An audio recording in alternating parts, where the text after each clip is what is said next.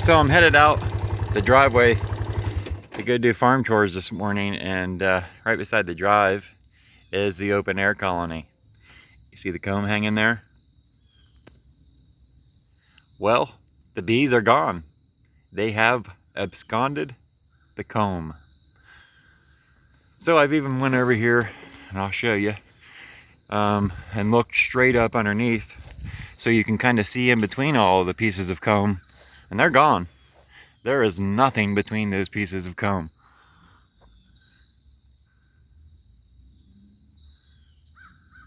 You see that? Gone, folks.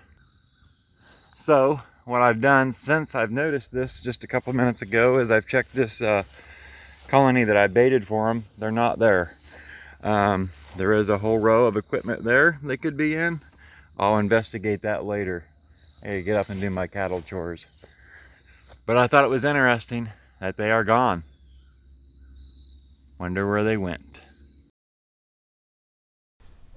Hello folks, Jason Chrisman, JC's Bees, your Central Ohio beekeeper, and I'm back here on my original channel, which I am so glad to have recovered. Boy, what a mess that was. But I do want to give a big shout out here at the beginning to everyone who helped get the word out about my channel being hijacked. I greatly appreciate each and every one of you, and all of you new subscribers that I've gained along the way. Welcome to my channel. Here you'll learn some facts about beekeeping, tips, tricks, different ways of doing things, and the bee world. I also share some other content, but most of it is beekeeping related. New videos every single Sunday at 7 a.m. Eastern Standard Time. Be here with your cup of coffee. So, before we get into today's video, I do want to mention a couple things. First off, I checked that row of empty equipment. The open air colony is gone. They're not in any of my boxes. I've walked around my property looking, no sign. They're gone. It is what it is. I imagine they moved to somewhere, and with all the attention they've been getting, I figure they're probably going to start their own YouTube channel. But who knows? They sure got a lot of attention from us, didn't they? Pretty neat while they were here. I tell you, it's unreal how much that comb up in that tree stands out now that there's not bees covering it. That bright yellow shiny comb. Looks pretty up there. I'd love to have that chunk of limb mounted on my wall with the comb hanging on it, but as we know, power lines, I'm not going to mess with it. So that's the stance on the open air colony. I also want to explain that when I started my new channel, which is about to be deleted in the next few days, so don't go over there and subscribe. And if you did subscribe to that channel, please come over here and subscribe. This is the channel that will be staying. The other one's getting ditched. Just because I've got my channel back. I can't make any sense of going over and starting a new channel when this is where I've been for 11 years, right here. So let's keep it here. Let's get rid of the other channel. If you accidentally subscribe to it instead of this one, please subscribe to this one and go over and get rid of your subscription to the other one, or maybe when I delete it, your subscription will vanish on its own. Anyway, what I was going to say is I released a couple videos on me getting hijacked, and then another video on me working with YouTube and how I was going about recovering my channel, which did follow through and worked. Actually, the day that I released that video, that afternoon I had my channel back. So what I want to do is I want to share them videos here on this channel because it could be helpful information if anybody else is hijacked. So later on in this week, maybe later today, I'm not sure exactly, I will be releasing both of those videos, but I'm going to put them into one video. Yeah, one video, and put them over on this channel, like I said. That way maybe they can help somebody else out. Ladybug's sitting over here staring at me. So on the first video I released on my new channel, it had a beekeeping video, and then at the beginning I added a little bit about my channel, this channel, being hacked and taken over and me not having any access. Well, I'm going to cut off the hacking part, and I'm going to release the beekeeping video itself. In that video, I speak about setting up your hives for winter if you live in a northern climate. So it's a good little video. I think it can help a lot of people that are new to beekeeping. So the beekeeping part of that video itself will be released, and the part about my channel being hijacked will be added to my hijacking video. So that will be coming out this week too. I want to try and get everything that I put over on my new channel over here. So watch for that this week.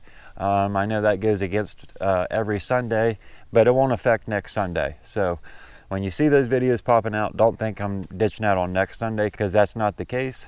I just simply want to get them moved over here, because I think there's some valuable information in both of those videos. So with that being said, today me and Ladybug's going to go through and top off all the feeders and get them topped off. We're also going to be adding Beetle Barns to the colonies. Now, if you've been following my channel for very long, you know since last fall, I started experimenting with nematodes to control small hive beetles. And these nematodes you pour in the soil around your hives, and what they do is they go down in and they kill all the larvae that will eventually become beetles. That's worked wonders for me. I cannot express enough how well that's done for me. But I have a nuke back here in the back row that I did see a couple beetles in. It's actually the first I've seen this year. And I think it was 4 beetles. So with that said, I'm going to take the extra steps right now and just put a beetle barn in all the extra hives. My sugar syrup, I'm mixing a little thicker now because the temperatures are getting cooler and I don't want to put more moisture in the colony than I need to. So I'm not quite at a 2-to-1 mixture, real close, but not quite there. The closer you can get, the closer you can get to that 2-to-1 mixture, and that's 2 parts sugar, 1 part water, the better it's going to be for the bees as we get into this cooler weather. So if you're in the northern region, I suggest you start thinking about mixing your syrup a little bit thicker. Your bees are going to appreciate it. When you introduce syrup into a colony that's thin, maybe 1-to-1, what you're doing is you're telling your bees that you want them to work harder. Because what they're going to have to do is they're going to have to go in there and flap their wings on top of that syrup after they get it in their cells and the honeycomb, and they're going to have to fan their wings. And that fanning of their wings is going to evaporate the moisture. But it's a lot of extra work on the bees. So by mixing the 2-to-1 mixture, or close to a 2-to-1 mixture, you're going to save them a lot of work, and they're probably going to appreciate you a little bit more. So if you want your bees to love you, get 2-to-1 or close to. And then what we're going to do to finish off the video is I'm going to give you a little tour here of my farm here at the house. So I do have a leased farm up the road that's just cattle, all grass fed. We don't feed any grain, but I want to give you a small tour of my animals here at the house. After seeing Dirt Rooster's video and him showing his chickens, I feel inclined to show some of my animals. So I'm going to show you my chickens, my ducks, my goats, and if you remember right, I traded a nucleus colony, which is a 5-frame beehive, to an Amish boy just down the road a couple years ago. I traded 1 nucleus hive for 2 goats, a male and a female. Well, the goat herd is growing, and I'm going to share that with you today. So that'll be at the end of the video. But first, let the sun get up a little bit, let the hives wake up, let the air warm up a little bit more so the bees start moving around, and we're going to get some feeding done. So me and Ladybug just finished topping off all the feeders. I haven't seen very many small hive beetles. I've actually only seen 4, and they've been in 1 colony, and it's right down there by itself. There's actually 2 boxes, but one's empty. So I went ahead and added Beetle Barns to all the hives. Ladybug's pooped. Look at her.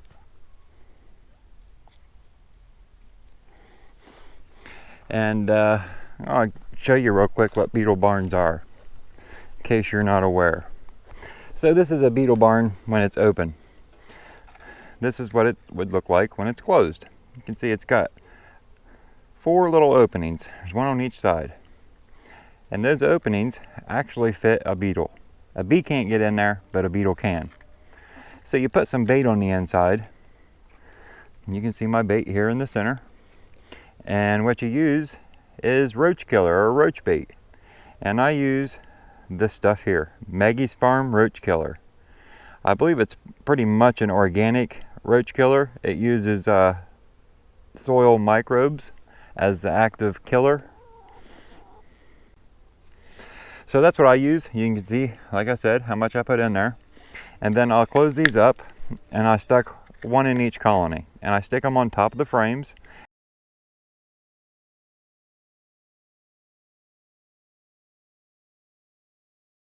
Usually back in the corner of a colony, and the bees will push the beetles into these places.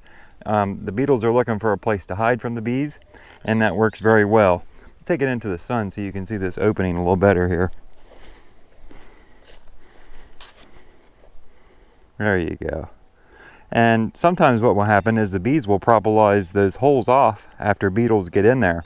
But at either rate, what you do then is you take this out, you open it up, and you smash all the beetles. That's the way these work. I wouldn't rely on these by themselves as your way of managing beetles, but they are a great tool. So you can see the colonies are pretty active here today. Let's go around and check this one out. This one here I actually had to add the top box today. So I've made sure all my entrance discs are reduced. That one's closed. And this one down here, it's just barely opened. If they squeeze through there, you can get about 3 or 4 bees in or out at the same time. So I like that because they're able to guard it. Now if we come down here, a little bit different setup. I've got the entrance disc on the bottom. It's reduced. They're not having any problems getting in or out. It's not raking off pollen. I noticed that earlier this afternoon when they were bringing in pollen. On the top, they've got one of these tubed entrances that I played around with a little bit last year. And the idea behind these, if you're not familiar or maybe you're new, is that they would slow down small hive beetles from getting into the colonies. And the reason for that is beetles can't hover like a helicopter. So they're not able to stop right where they need to go in. They have to land on the outside, and when they try to crawl around and go in, their shell keeps their body from arching enough, and they fall to the ground. So they eventually tire out because they've tried so much and they can't get in, so they go and look for an easier colony to get into. Here we've got the bees propolising this seam closed for winter. Looks like they've already got from here down closed off, so they're from this point to here and they'll be done. So anyway, it did help reduce the small hive beetles. The problem I noticed is once you get a super strong colony, and this is especially true for 10 frame equipment, there's too much, the population is too high. There's too many bees trying to get in that tube. So that makes it to where you need several tubes. And you know, I don't really want to drill several holes in my box for these tubes. So I've kind of not played with it since. But I do know it was effective. What I did learn is that it helped with robbing. And the reason for that is the yellow jackets and hornets and bees from other colonies can't figure out how this tubing works. So it confuses them. And they spend more time out here trying to figure out how to get in than actually looking for a colony they can get into. There's actually a tube that got dropped on the ground. Now this colony, old Stan, he's just got a standard entrance, and I've got it reduced to about the 2-inch slot. And that's how they're able to defend it, keep the robbing down. Same way with Sue.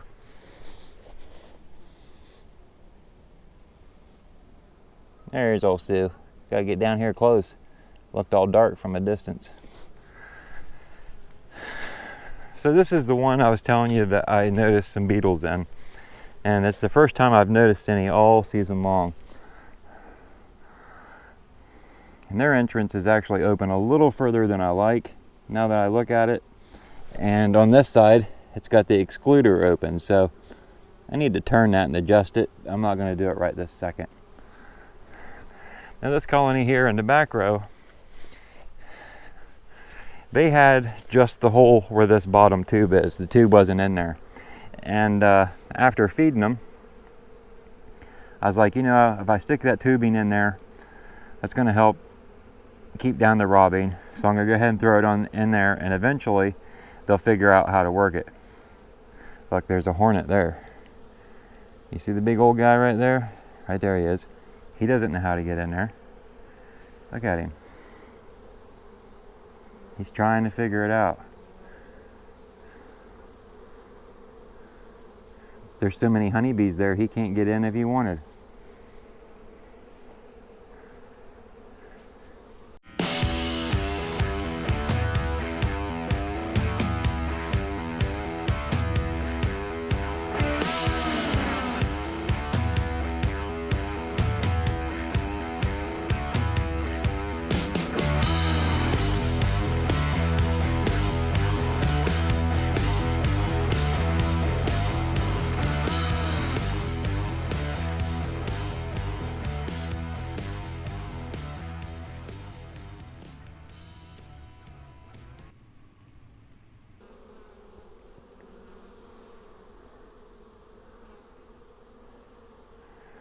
So what I was saying though is it did cause a little confusion, but after about an hour they figured out how to get in the tubes, and they've been doing just fine since.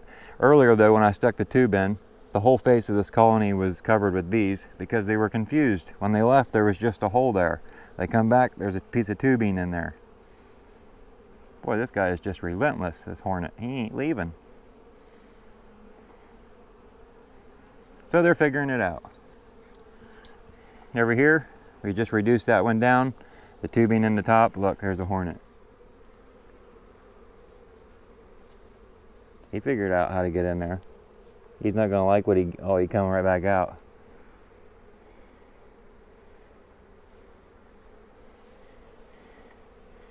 Yeah, his escape's a little bit tricky when he gets in there. He can't turn around in the tube very well, so he goes in there very far, and the honeybees realize he's in there. He's liable to get his butt kicked before he gets back out. Or she gets back out, probably. Probably is a female.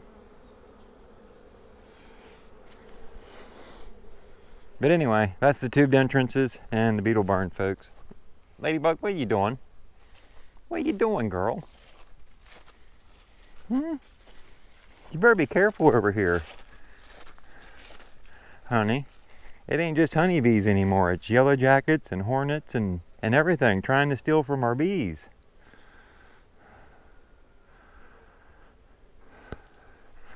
So anyway, folks, I'm glad I got them fed. I'm going to continue on with my oxalic vaporization on the colonies, and I'm doing it every 4 days right now just to make sure I get a good mite drop.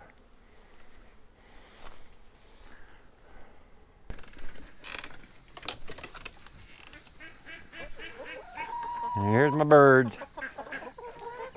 Got some of our older hens here. This one, a bunch of these are new from this year.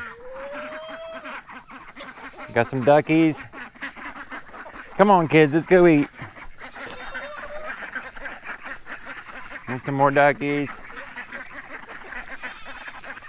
Several of these chickens went broody this summer, and when they go broody, you get more chickens. That's why there's some smaller ones in here. Come on, girls, let's go.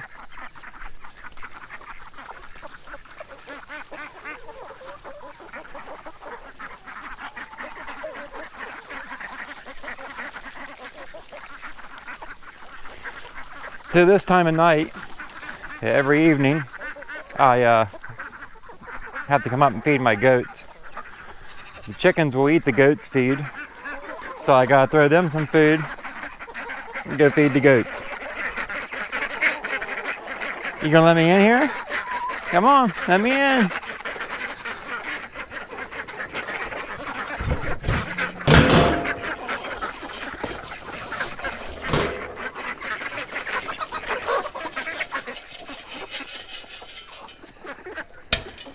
There we go.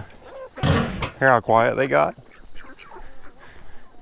Now we come over here and we feed the goats. If you remember right, I traded a nucleus colony for these two. Big Billy here and Mama there. And since Mama had babies, she had that group, which is Big Sister. And then, what was it? June? She had another group of babies and have Little Buck and Little Sis.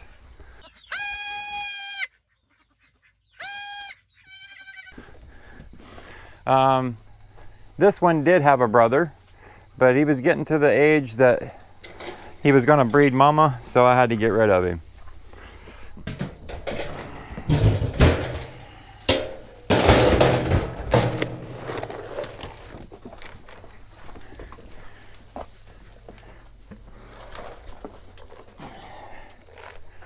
Come on, girl.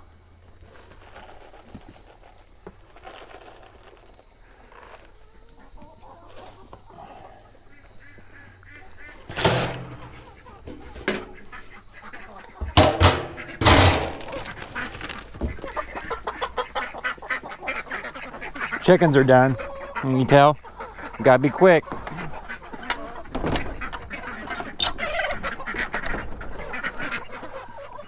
We'll get little sis to come up here and we'll feed her by hand. Come here, girl. Come on. Come on, girl. She'll be right up.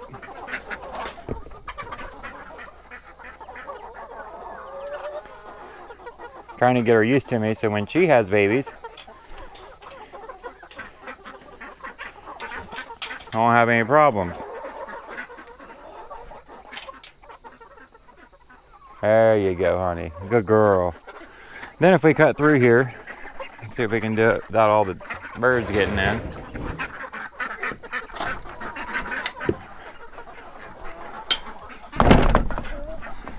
And pull that closed behind there. They'll be in here eating the goat's feed. Huh, little Bucky? I have 2 cows here. Well, 2 heifers. They're heifers until they breed, and then once they breed, they're cows. So these ones haven't bred. They're heifers, and they'll be going up to our leased farm here real soon. Oh, Billy's gonna put on a show for you.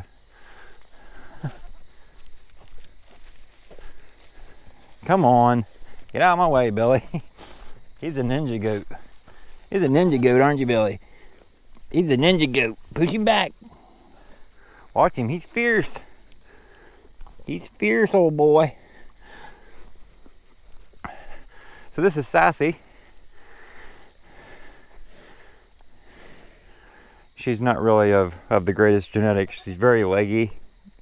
And the grass-fed world, leggy cattle are harder to maintain. So all that empty space down there doesn't pay you anything. See how much smaller that space is down here on this girl? This is Fluffy. And this is of good genetics. She's actually from the Faro Cattle Company, which specializes in grass-fed beef. You want to smell the camera, Fluffy? Say hi to the folks. I think Sassy wants to say hi. Sassy, you want to smell it? Sassy says, I don't know. Boo! Fluffy. So this one will be going to our leased farm here in the next couple of weeks to get bred, and she'll stay the winter up there. This one will be going up just so I can sell her or get her on a trailer to process her, take her to the processor. So keep Fluffy. Sassy's leaving. Sassy's been a good girl though.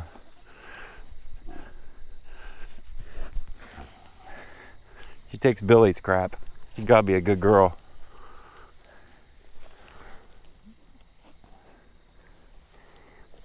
Hey, Little Buck.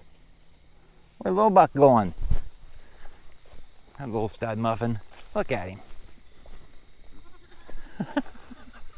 I can't believe how fast he is. Billy's showing off.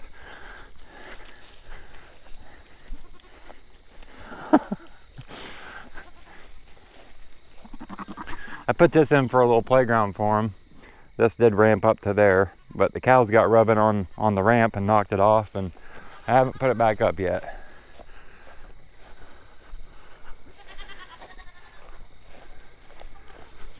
So that's a tour of my little farm.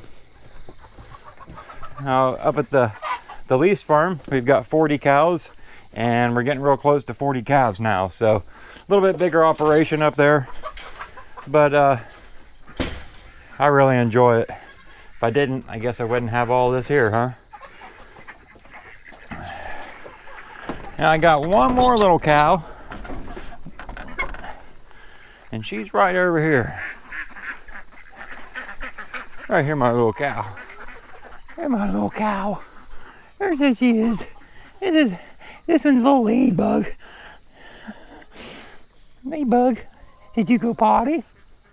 Ladybug, did you go potty? Ladybug usually doesn't venture over this far or close to the barn, because when we first got her got shocked by the fencing and it scared her, huh? Yeah, it scared the little ladybug. Let's go, ladybug. Let's go. If you enjoyed this video, folks, give me a thumbs up. Be appreciated. Ladybug would appreciate it too. See you next week, folks.